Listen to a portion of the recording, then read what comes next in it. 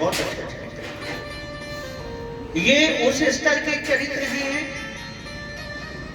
जो ठाकुर को अच्छे लगते हैं, भगवान को अच्छे लगते हैं। जयमल जी मीरा के चचेरे भाई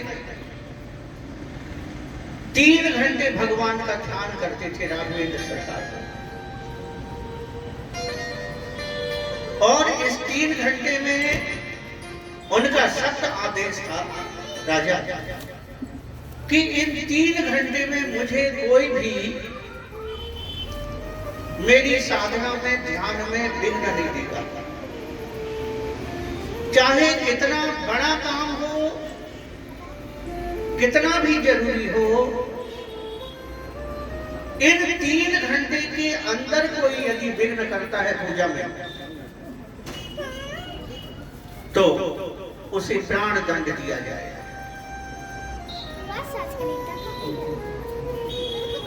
सत्य निर्देश था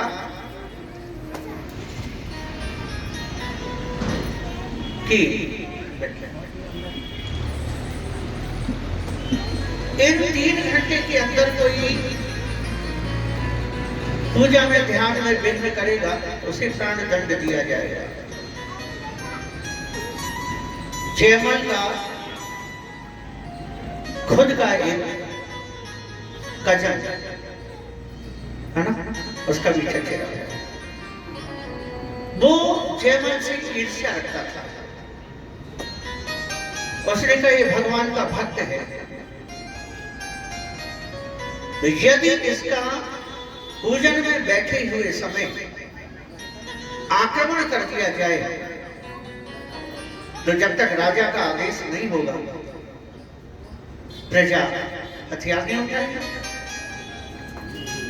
और इसे परास्त करके राज्य को स्वयं जीत लिया जाएगा। मगर जयमल का जो मंत्री था, जयमल का मंत्री बहुत होशियार था। एक दिन अवसर देख करके महाराज जयमल का चचेरा भाई सेना लेकर के आक्रमण कर दिया, महल को चारों ओर से घेर लिया। मंत्री ने देखा कि राज्य के ऊपर आक्रमण हो गया है, क्या किया जाए? तो मंत्री जाकर के जयमल जी की मां से कहते हैं,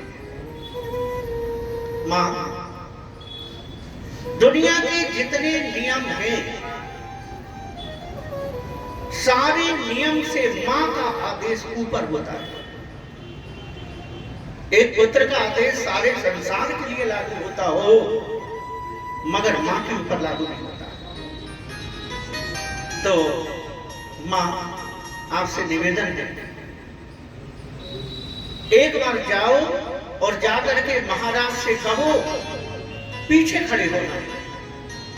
महाराज के साधना के पीछे खड़े होकर के और जाकर के कहना कि जयमल आज गद्दी से आसन से उठो बेटा, तुम्हारे राज्य के ऊपर आक्रमण हो गया है।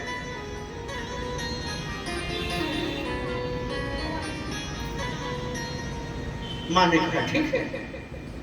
महाराज जयमल साधना में बैठे हुए थे और मां वहां से गई और महाराज जयमल जहां राघवेंद्र सरकार का रामलला का ध्यान कर रहे थे, पीछे जाकर के खड़ी हुई और जाकर के कहती है, बेटा जयमल, यदि संभव हो तो आज पूजा से जल्दी उठ जाओ। महल को चारों ओर से घेर लिया गया है बेटा, बड़ी भारी फौज ने महल को घेर लिया है। कुछ देर में हम सब के ऊपर आक्रमण करके हमको मौत के घाट उतार दिया जाएगा, सत्ता राज्य छिन जाएगा।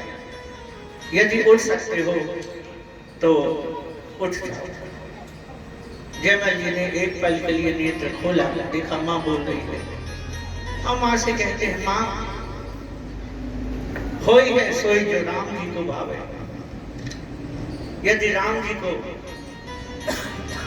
ये प्रिय है कि हम शत्रुओं के द्वारा बधे जाएं, हमारी सत्ता चली जाए, राज्य चला जाए, सब कुछ चला जाए, तो हम इसी में देखो। एक बहुत अच्छे संत ने, हमारे गुरुदेव अनंत श्री संपन्न जगत गुरु द्वाराचार्य मरुक पीठाधीश्वर जी ने कहा, एक बहुत अच्छी बात उन्होंने कही कि जब व्यक्ति के ऊपर ऐसी स्थिति आ जाए कि वो निर्णय लेने में सक्षम ना हो कि इस समय हमें क्या करना चाहिए, तो मात्र इसके दो विकल्प है ना। या तो उसे हनुमान जी के सिद्धांत पर चलना चाहिए, या फिर उसे भरत जी के सिद्धांत पर चलना चाहिए। हनुमान जी का सिद्धांत क्या है? अरे जो वही मारा तेहि में मारे, तेहि पर बांधे तनय तुम्हारी। जैसे वो तैसा टेट पर टेट, ये तो निपटाओ। जब कोई विकल्प नहीं है तो कूद पड़ो, जुट जाओ युद्ध के लिए, और नहीं तो भरत जी जैसा भगवान के ऊपर छोड़ो। कोई है सोई जो राम रची राखा,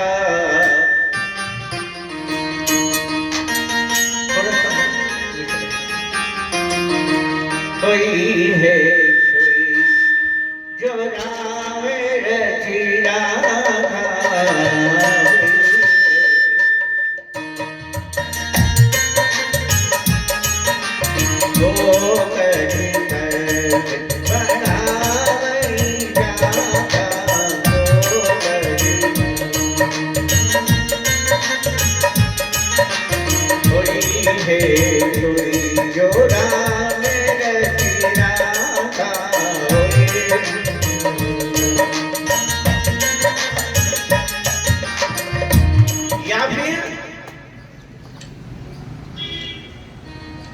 राजी हैं हम उसी में जिसमें तेरी रजा है।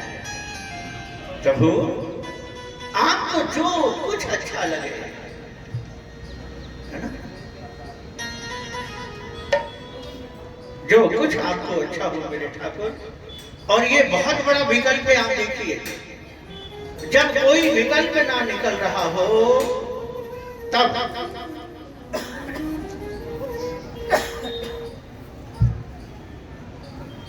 जगन्नाथ जी को, भगवान विष्णु को तुलसी पत्र चढ़ाइए। बहुत ध्यान से सुनिएगा। जब सारे विकल्प बंद हो जाएं, कोई रास्ता न मिल रहा हो, तब पांडित जी अब कोई विकल्प नहीं है, कोई साधन नहीं है, तब केवल एक काम करिए, बस तुलसी का पत्र लेकर के और भगवान के ऊपर रखें, और उस समय केवल बोलिए। जब तुलसी का पत्र चढ़ा रहे हो तब बोलिए, सकल जतन करि थकऊं गोसाई। जब कोई विकल्प ना मिल रहा हो तब विसर्जन। जगन्नाथ जी को तुलसी का पत्र चढ़ाइए, और चढ़ाने के बाद केवल इतना बोल दीजिए,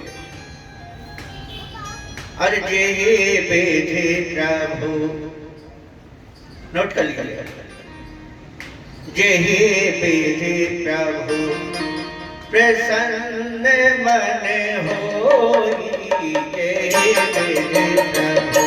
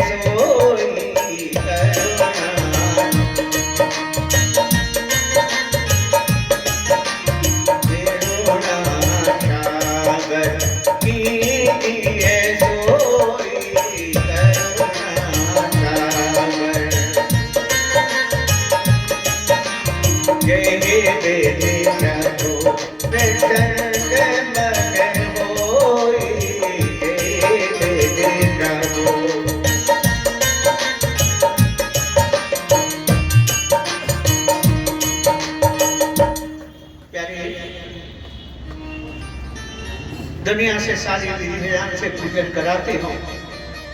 मैं अपने जीवन की बात करूं, मेरे जीवन की सबसे बड़ी पूजा है परमात्मा को तुलसी पत्र अर्पण करना, बस इतनी पूजा।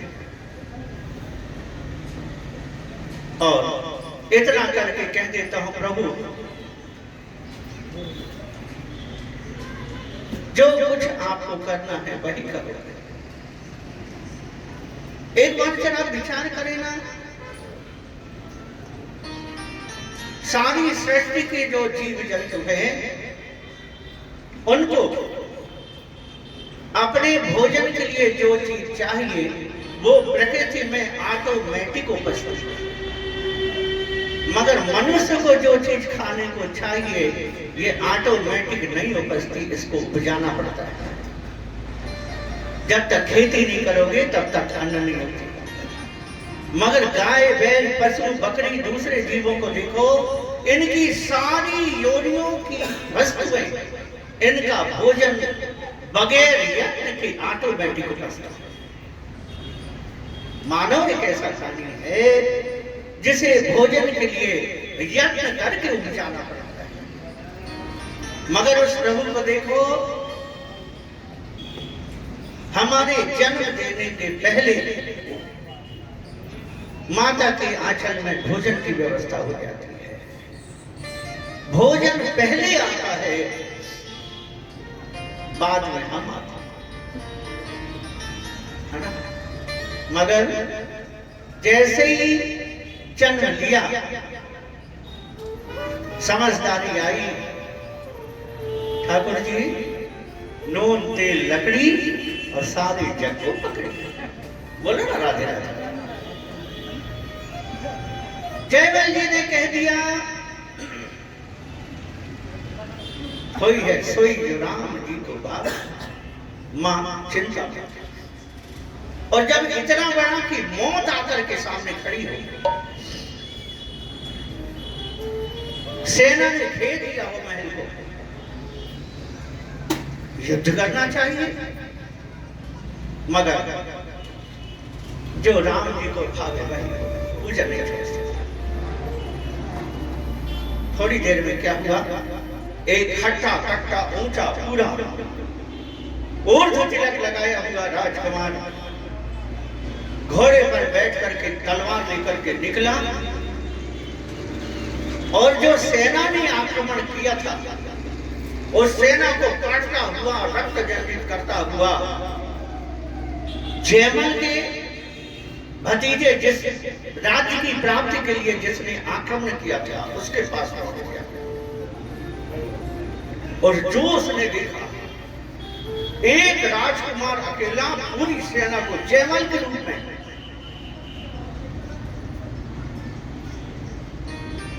जाकर के और पूरी सेना को तहस नहस करके शत्रु को जो देखा, देखते ही रह गया। इतना सुंदर, इतना रूप लावण, ऐसी छवि तो मैंने आज तक नहीं देखी। इतना पराक्रम, केवल एक तलवार को उठा करके सारी सेना को तहस नहस कर दिया। रूप को देखते रह गया, बेहोश होकर के नीचे गिर पड़ा। सारी सेना को परास्त करके और आकर के अस्तबल में घोड़े को बांध दिया। घोड़े को बांधा, जयमल की पूजा पूरी हुई। जयमल ने कहा, आप जाकर के देखो कि किसने मेरे राज्य के ऊपर आक्रमण किया है। घोड़े के पास गया, जिस घोड़े को वो सबसे ज्यादा प्रेम करता था, जिस पर पूरा विश्वास था, घोड़े के पास जाकर के देखा तो घोड़ा हाँफ रहा था, मुंह से झाग निकल रहा था घोड़े के, लगता था कोई अभी इसका उपयोग करके आया है। जाकर के पीठ में हाथ फिरा, घोड़े ने अपना गला बढ़ा करके जयमल के कंधे में रख दिया। टप टप टप टप आंसू गिर रहे थे आंखों से। घोड़े को लेकर के बैठ करके जयमल चला। जब देखा तो राज्य के आसपास पूरी सेना रक्त रंजित पड़ी हुई है।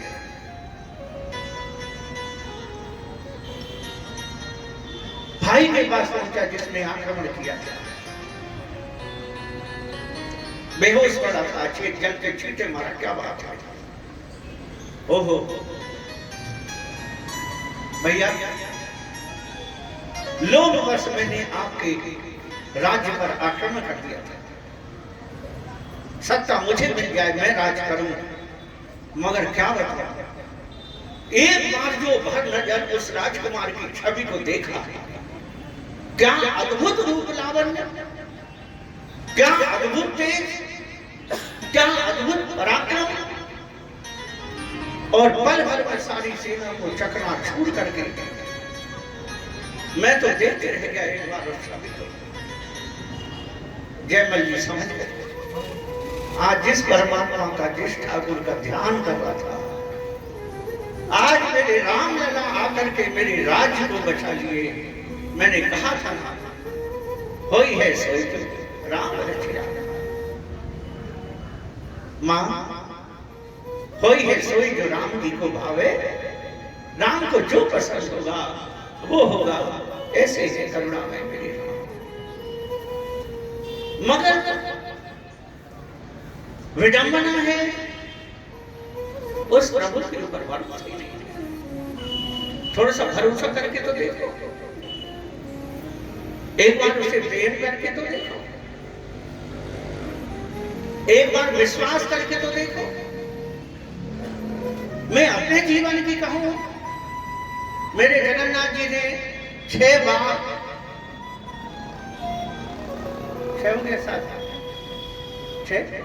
7 बार जगन्नाथ जी की अपार कृपा है, 7 बार मुझे रथारूढ़ भगवान का दर्शन करने का अवसर मिला है। एक बार यदि रथ में बैठे हुए भगवान का दर्शन कर लो, पूरे 365 दिन जगन्नाथ जी के दर्शन करने का पुण्य मिलता है। मेरे जगन्नाथ जी ने कृपा करके 7 बार बुलाया, और अब तो प्रार्थना यही है,